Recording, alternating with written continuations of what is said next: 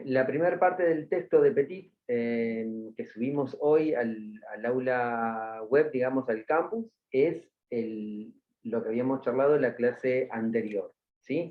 Lo de comunicación lateral y recíproca, la situación de horizontalidad, la situación de feedback.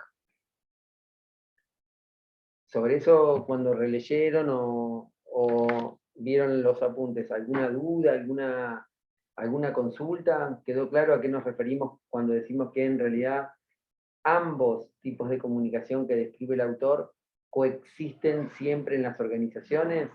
Que no podemos ni pensar solo en una organización súper horizontal, y al mismo tiempo tampoco podemos pensar en una organización estrictamente burocrática, digamos, verticalista, ¿no? Es decir, ya ni siquiera, no sé, las organizaciones armadas, las fuerzas armadas, la policía, etcétera, ya pueden solamente obedecer a un esquema así, ¿no? Eso está, digamos, más o menos, eso quedó... Sí, profe, yo no tengo ninguna duda. Ok.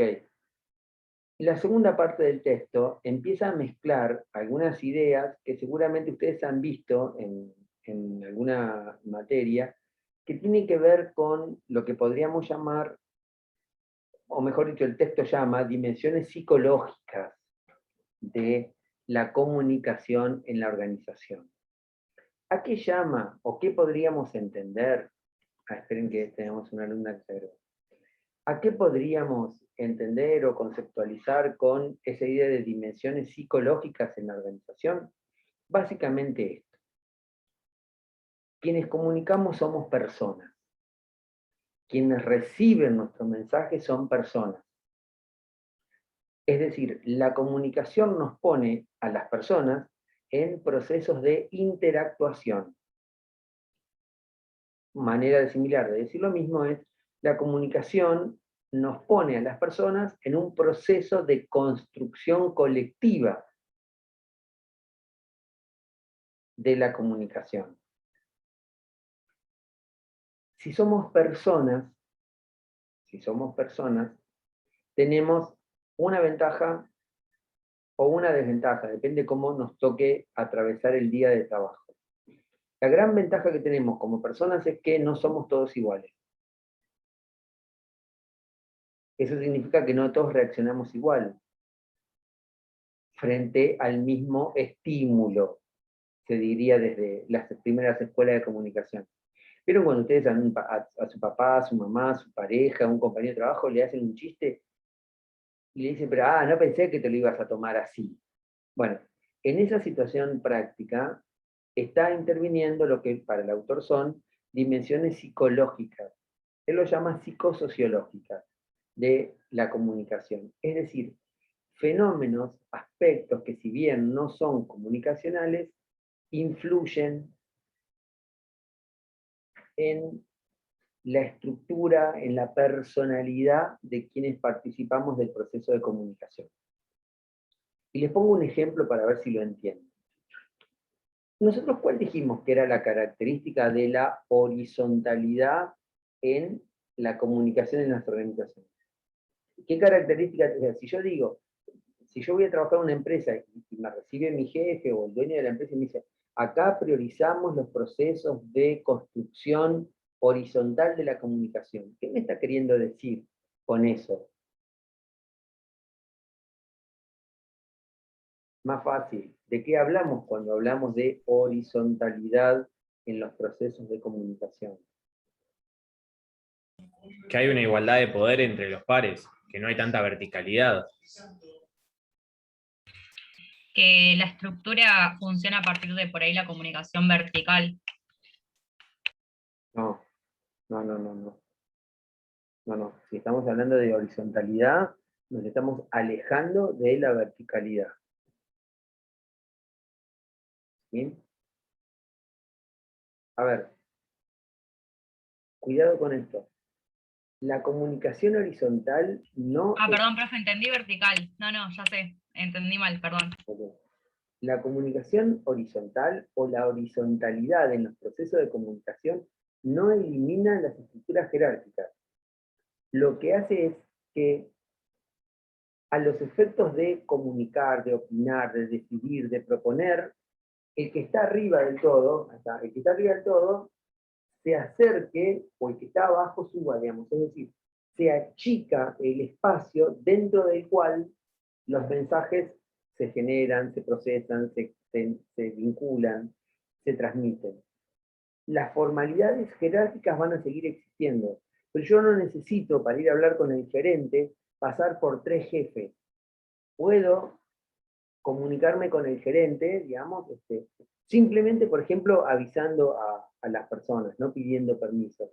Eso es muy habitual en los correos electrónicos, digamos.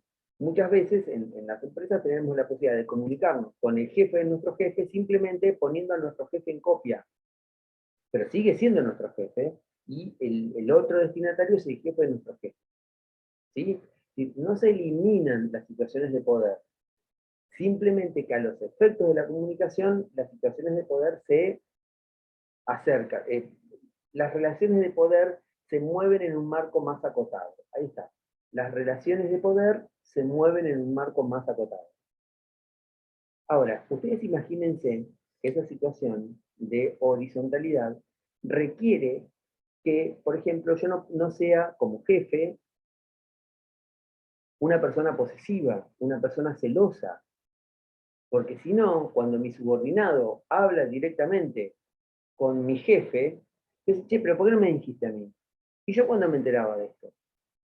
A eso se refiere el autor cuando habla de dimensiones psicosociológicas de la comunicación. ¿Sí?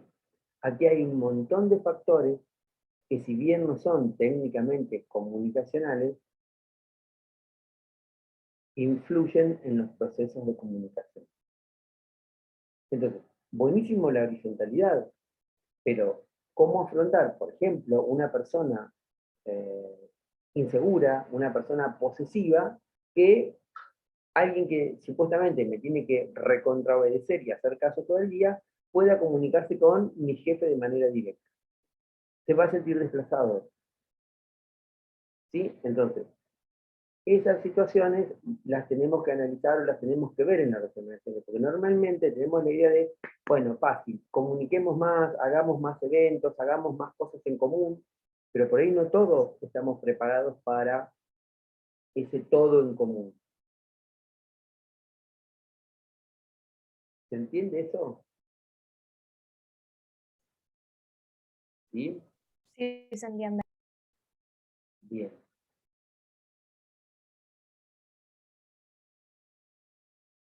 ¿Por qué el autor habla de grupo? ¿O por qué a ustedes les parece que para hablar de comunicación en las organizaciones, el autor introduce o menciona la idea de grupo?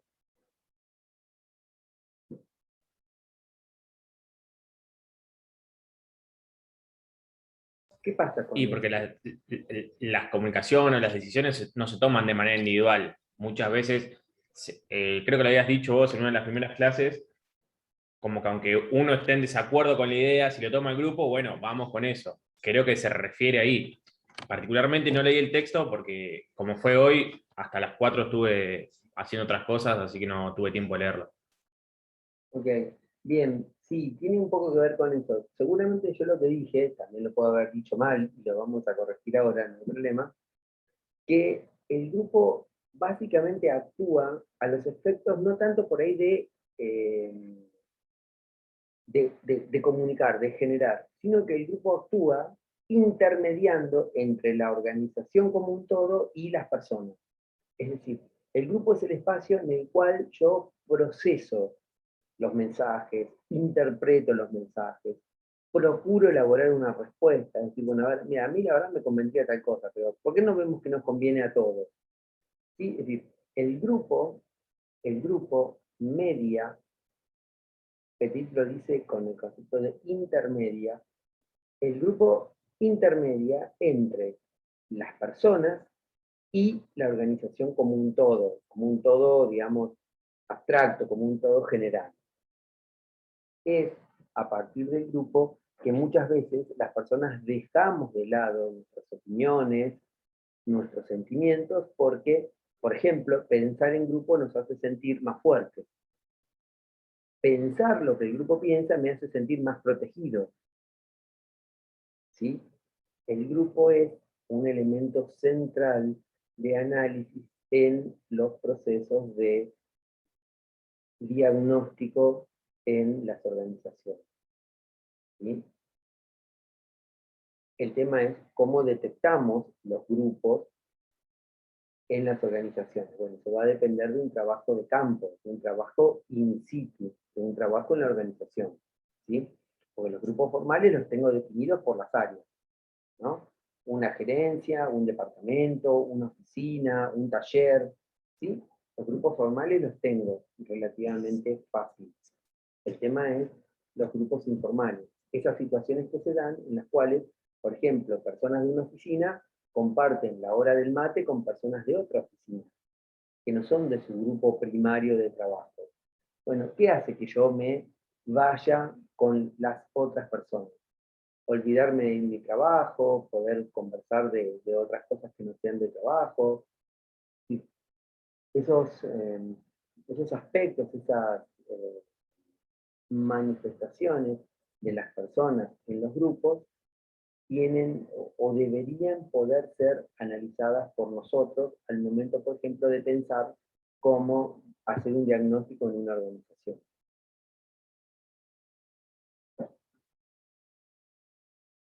Ustedes van a encontrar en el texto, en el capítulo 2 de Petit, que ahí él utiliza un autor que se llama Lewin, Kurt Lewin, un autor que es un sociólogo de la década del 50, 60, que tiene una teoría, digamos, interesante de análisis del grupo, la materia del campo social. ¿Sí? No para nosotros, nos excede, no es un tema central, pero Lewin, que es un autor que está mencionado ahí, construye, digamos, un conjunto de análisis histórico en relación a cómo las personas desarrollamos con distintas situaciones valencias. ¿Sí?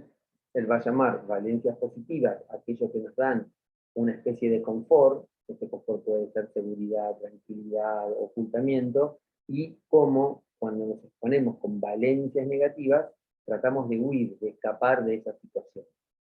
¿Sí? No viene el caso, lo explico para que cuando vean ese autor digan de qué está hablando acá.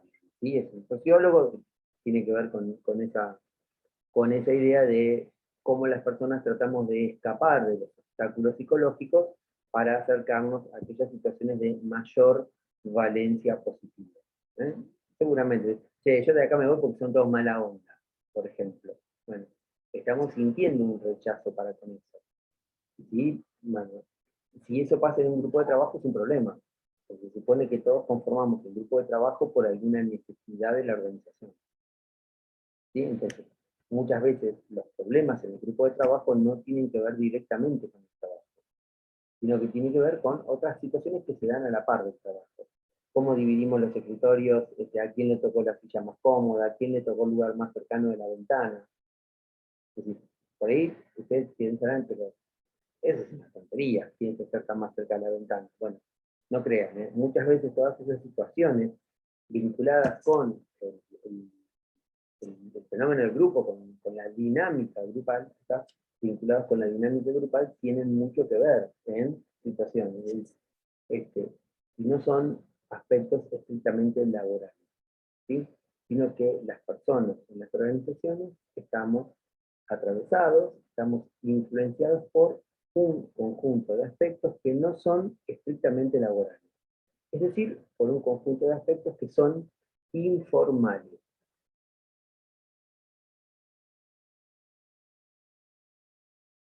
¿Qué problema o qué dificultad o qué límite tiene la organización con lo informal? ¿Qué le pasa a la organización con lo informal?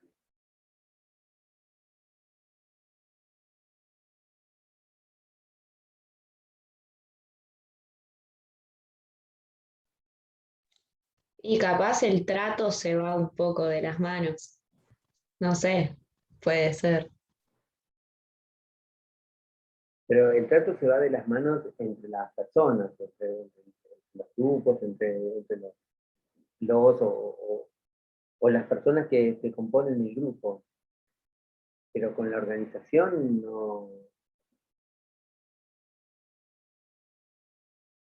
puede La organización. imagen que muestran, ¿Cómo?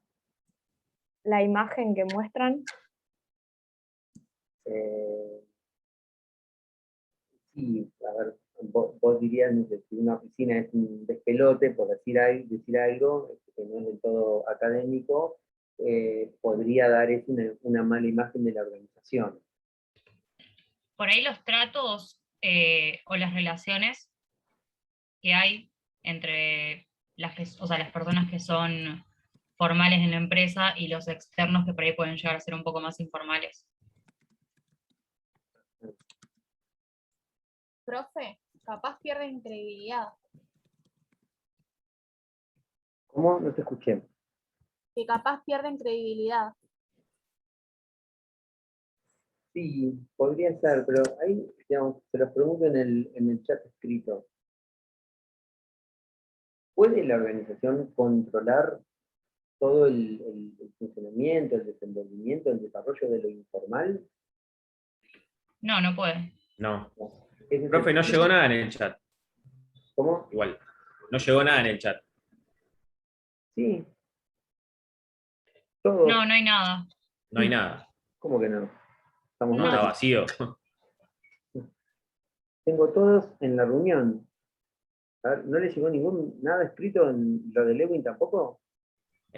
No. no, Nada, no hay profe. nada. No, nada. Ah, bueno, entonces está funcionando algo mal, a ver. No, nada. Nada. ¿Por qué me dice todos en sala de espera? Todos en la reunión, ahora sí, ahora sí, ahora sí. Ahora Ahí sí. Ok, perdón. No sé por qué decía todos en sala de espera. No, yo lo que pregunté es, no me va a dejar copiar.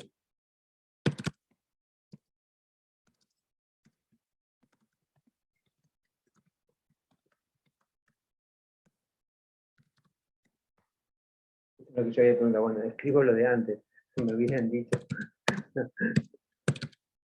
Está bien que estamos cansados a esta hora, pero no es para escribir en la cabeza. Carl Lewin es el autor que mencionaba hoy con lo de la teoría del campo, ¿sí? Esto de las valencias positivas, de cómo nos sentimos más psicológicamente bien cuando nos acercamos a aquello que sentimos nosotros. No, en relación a lo informal, el problema de lo informal para la organización es que no lo puede controlar todo. No lo puede controlar todo. Siempre lo informal es más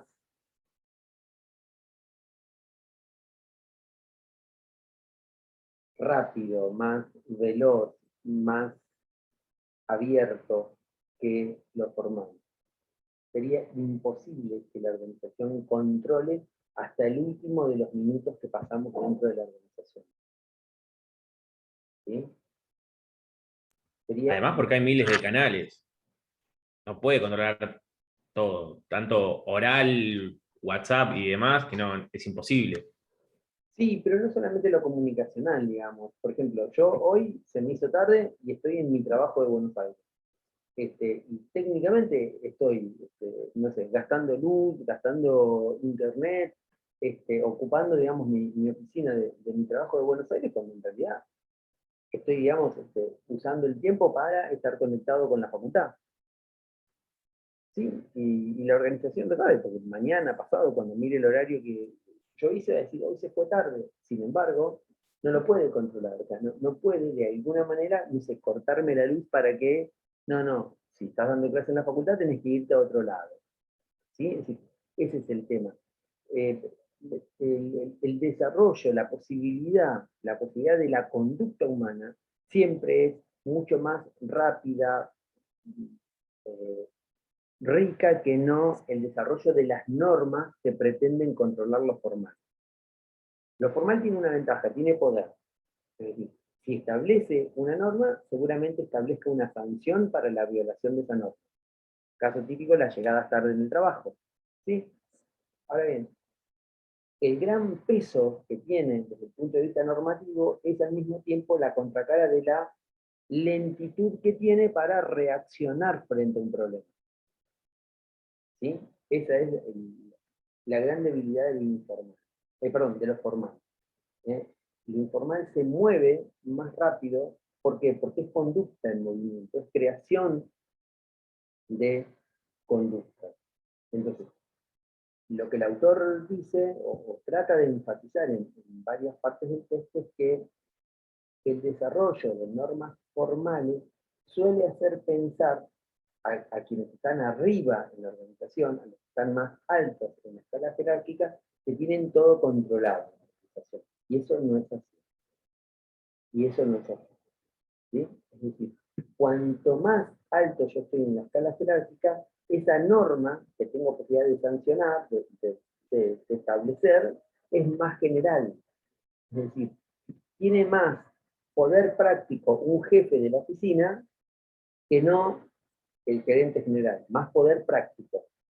Ahora, obviamente tiene más poder normativo quien está más alto en la escala que no quien está más bajo. ¿Se entiende eso? O sea, ¿logran comprender por qué el jefe de la oficina tiene más poder práctico que un gerente general? Porque, por ejemplo, me puede autorizar a cambiar de horario, me puede autorizar a que un día no venga, me puede autorizar a que estudie. Yo me pasó cuando yo estudiaba, tenía un empleo que el jefe de personal nos escondía en un rincón a los dos que estudiábamos en la facultad y estudiábamos escondidos, digamos, en horario de trabajo. O sea, teníamos que terminar lo nuestro, terminábamos, nos podíamos ir a estudiar separado del grupo, escondido. Bueno, esa situación práctica, ese poder práctico que tenía ese jefe de la oficina, lo formal no lo puede controlar. No lo puede, aunque quisiera controlarlo, no lo puede hacer. ¿Sí? Entonces, es como un poco digamos, como para decirlo de una manera, el elefante es pesado y eso le da, por ejemplo, seguridad, pero es lento porque es pesado. ¿Sí? Entonces, lo formal tiene lo mismo, tiene una gran carga de poder, pero al mismo tiempo la conducta humana siempre es más rica que la norma jurídica, ¿sí? Que la norma que establece la organización. A eso apunta el autor cuando habla de que es necesario, cuando vamos a una organización a trabajar, o cuando vamos a una organización como consultores, analizar los aspectos informales que están en juego, que están presentes.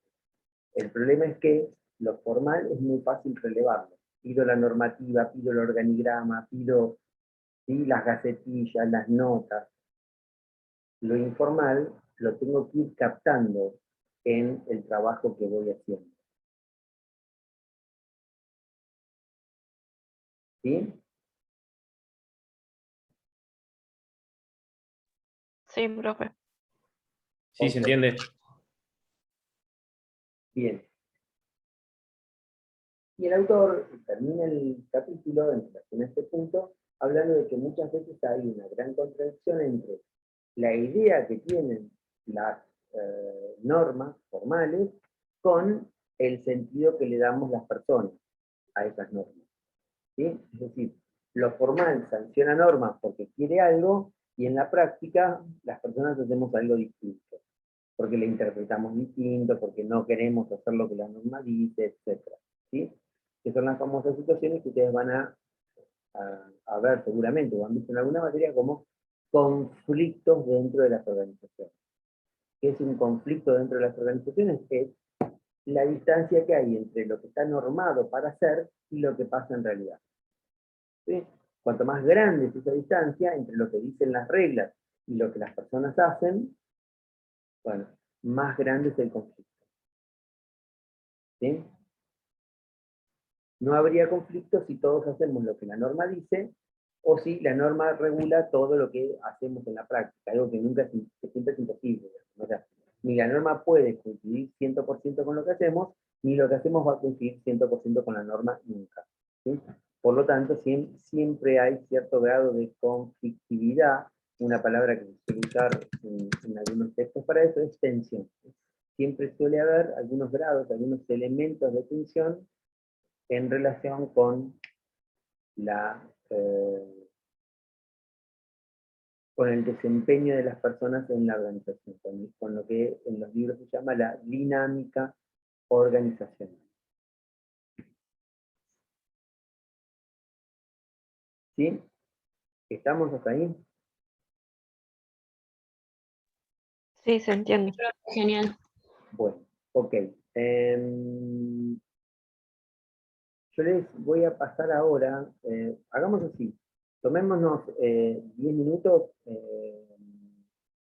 traten de imprimir o de tener el texto de Petit, y ahora yo les voy a compartir a través de la pantalla el primer trabajo práctico que vamos a hacer con este texto de Petit y lo que hemos venido conversando y lo que ustedes traen de otras materias, ¿sí?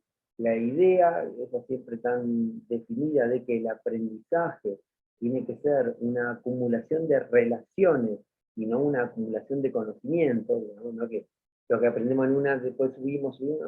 Lo que vamos a hacer en el trabajo práctico 1, que es una situación, un problema de una organización, es tratar de empezar a responderlo con lo que hemos visto en nuestra materia y con lo que ustedes traen de otras materias. ¿Sí? De otras materias. Son menos 25. Nos conectamos menos cuarto de vuelta y vemos el trabajo práctico y si hay alguna duda en relación con las consignas del trabajo práctico. ¿Les parece? Bueno, dale. Ok. Perfecto. Un cuarto con el mismo ID de región. Bueno, dale, profe.